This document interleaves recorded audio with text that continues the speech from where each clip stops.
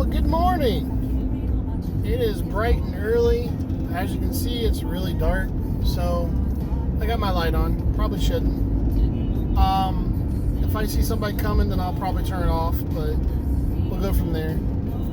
Yep, like that.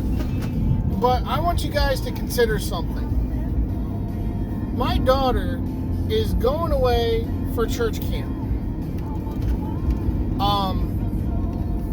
She is going away for church camp. She is going to be gone for a week. It's not bad. When she comes back, I get to pick her up from the church. It's going to be fantastic for her. A great experience. Camps are always fun, but then you also have the religious part of it. And she's going to be able to swim and all that fun stuff. So, yeah, it's going to be fun for her. But that makes me think of, she's kind of the reason why I live sometimes. And she's kind of the purpose of my life. It's just she really has given me meaning and purpose and drive. And I want to do this for her and I want to do that for her. I mean, that's kind of how I feel about it. Now, that brings me up to the Bible.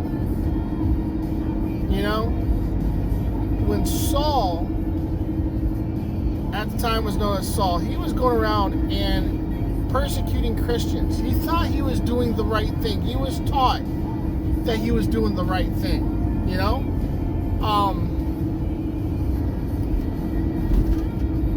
And, he was just a mean guy. He did what he thought was right. He was that kind of person. And, he murdered a lot. He stoned. Whatever. And he was on the road to Damascus. And a blinding light hit him. Blinding light. Blinded him. Right on the spot. And he was asked, Saul, why do you persecute me? And he fell on his knees and he said, look, I did what I thought was right.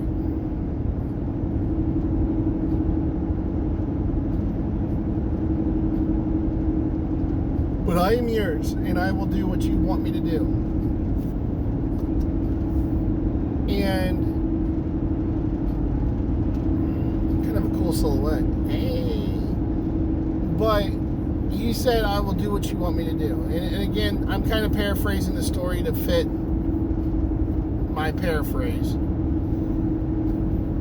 He said, I'm yours. I will do what you want. And Jesus said, you will go to Damascus and you will preach the word and you will be my messenger. From now on, you're not going to be Saul. You're going to be Paul. And there'll be a guy there by a certain name. And when you find him, he will help you. He will also find you.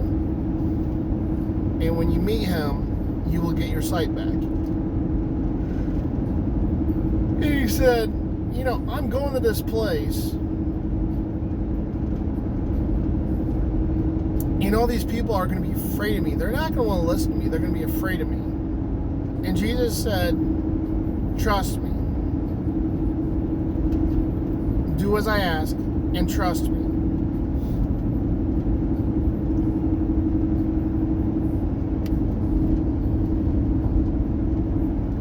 And Saul said, okay.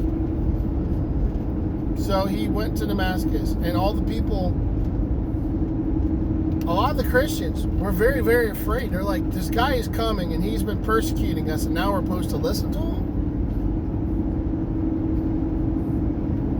And if you look at the Bible, he turns out to be one of the best missionaries, the best apostles of Jesus. And he's not an apostle in the typical way of what we think of apostle, which we think of,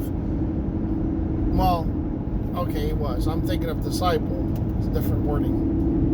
But he was an apostle. He was a follower of Christ, and he was one of the most influential, second only to Jesus, Peter ended up being really strong too, but Paul was the one that taught Peter a thing or two. Peter was always gung-ho about things are going to be a certain way, and Paul even put him in his place a couple times. And he taught Timothy and Matthias, and just good friends with Matthias. And that brings me up to a story that I know from my situation. Exact same thing. I had this job. I worked security at this place. And this lady and this guy had it out for me. Why? I have no idea. I went in, did my business, and I left. And they were just on my case. And I told my boss at one point, I said, I will work for you, but I'm not going to work at this place with these two people. It ain't happening. The one guy could deal with, the other one, no, it ain't happening. And one day he calls me up. I started a second job because I wasn't getting full-time. So I started a second job. And he calls me up, and I'm at work, and I'm like, screw it. So I answer the phone. He's like, I need you to go back to this place. I'm like, I refuse to work with her. And he goes, just trust me. I need you to go back to this place and work. I'm like, I refuse to work with her, and I know she works there. He goes, you want to go back there full time? I'm like, yeah. He goes, okay. So I want you to go back there, and I want you to pretty much just do your job. And if she talks to you, just ignore her. Just do your job. They need you there. We need somebody. You know the job. So just go. Trust me. She interacts with you, just ignore her. Tell her you're there to do your job, and that's it. And I said to you, just leave it at that. And I said, okay. So I got off the one. So I told them I had to go. So I clocked out. I went home, took a quick shower, got changed, went to the place, and walked in. She was being talked to by the higher-ups. Like, he came down with another guy, and then he had the loss prevention, so they were all in there with her, and it was a black lady, and I never seen a black lady so white in my life. She was just not happy. She was frightened, I think, to a degree, too, because, ended up being she was being fired, but, she was surprised, because she didn't think that anybody could touch her. She thought she was all down a bag of chips, and she found out she wasn't. Very, very power tripping. I don't know what the problem was, but she thought she was just above everybody, and she wasn't. And she got found out really quick she wasn't. But the point of the story isn't about her. The point of the story is the fact that he told me to trust him and just go do the job. He trusted me, but he said, just go do the job and you'll be fine. I said, fine. So I followed. Just like me, or just like Paul, however you want to say it. Paul went into this place saying, if I go there, they're going to go after me because, I've been persecuting them. I've been attacking them. I've been killing them. I've been doing this. I've been ridiculing them. They're not going to listen to somebody they're not going to want to listen to somebody who his whole purpose has been to go after them. But God said, trust me. Don't do anything else. Don't be upset. Don't be frightened. Just trust me. And Paul did. And he went. And he turned out to be one of the most influential people in history. In history. How's that for being a persecutor of Christians originally? That's amazing. And just like my boss told me when I went to that job, he said, don't worry about a thing, just do it. And I did. And I was there for several years after that. There were some other problems. None of the problems was ever me. They tried to make it me, but it wasn't. I guess I was just an easy target because I go in, do my job, and get out. And a couple times I talked about Bible and stuff like that. But I'm really blessed. I've really been thinking about this channel.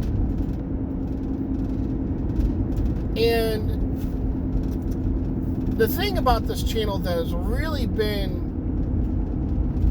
exciting is the fact that I made this channel to be influential, a positive influence. I made this channel because I want people to feel refreshed and happy and energized and just feeling like there's a positive note. But I also want to give them reality and a truthfulness and be transparent with who I am, and kind of a vlog, I guess. I've never really done those, so I don't know. But I want this channel to be honest. And little did I know that, this is in a time where things are going really well for me. I picked up a second job at a pizza place. I'm getting job offers for a lot more money, and I'm actually turning them down for what I'm doing now. My daughter is the most important thing to me, other than God. And when I started this channel, and again, this is about transparency and positivity and honesty. But when I started this channel, I had some strife in my life, and I was not sure where I was going to go with the channel. I've done some gaming, I've done religion,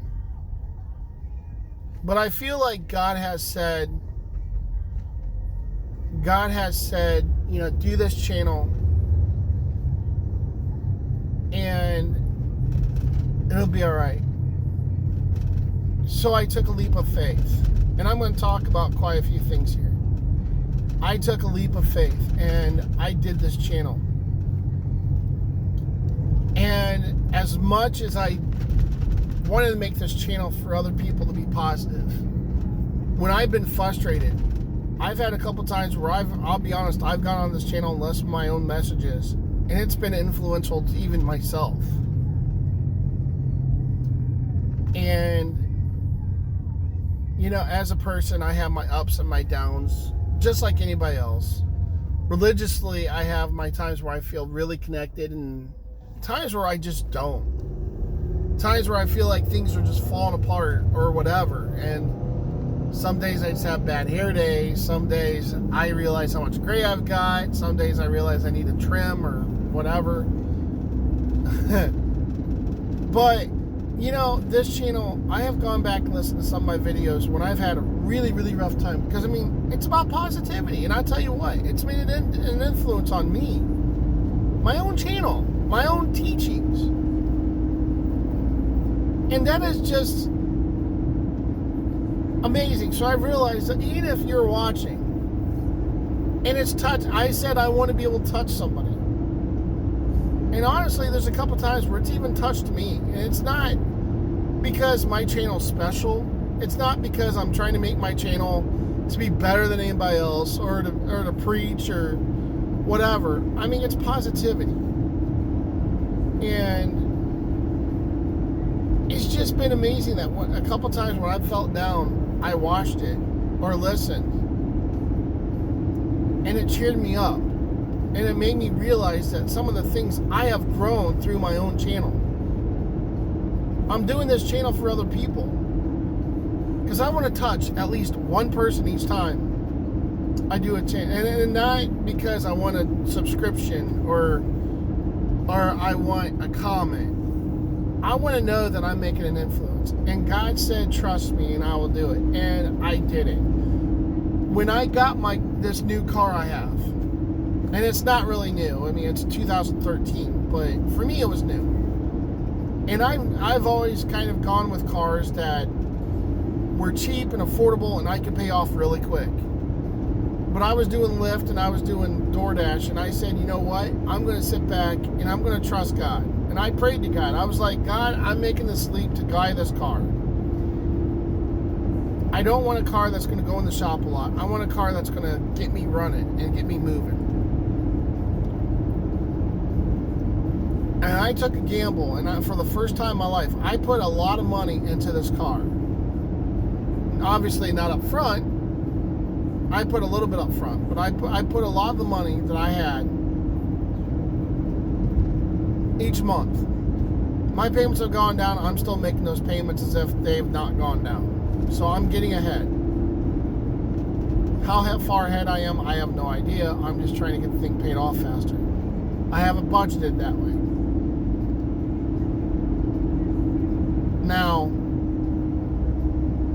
I'm going longer than I usually do on the channel. But I took a leap of faith with this car. And when I did, I ran Uber, DoorDash, Lyft. I took people around for a bit, get the car clean, racked up a crap load of miles. I then lost Lyft, so I didn't take people around anymore, but kept DoorDash. And then I lost DoorDash in December and got back on it. And things have just worked out. And now I have the jobs I have now, and they're perfect for me. I'm able to do what I want with my daughter. Money's not an issue. I have the time I want when I want it. I have a lot of flexibility in everything I do. And it's not a look at me. It is, God said, trust me. Just like with my job, just like Paul. God said, trust me. When it came to this channel, God said, trust me. I am over 50-something videos now. And going strong. And I can't do this with the whole 2, 3, 4 people I have watching my channel. Now, whoever watches. I mean, I'm not getting, there's people that do videos and they get advertisements and they get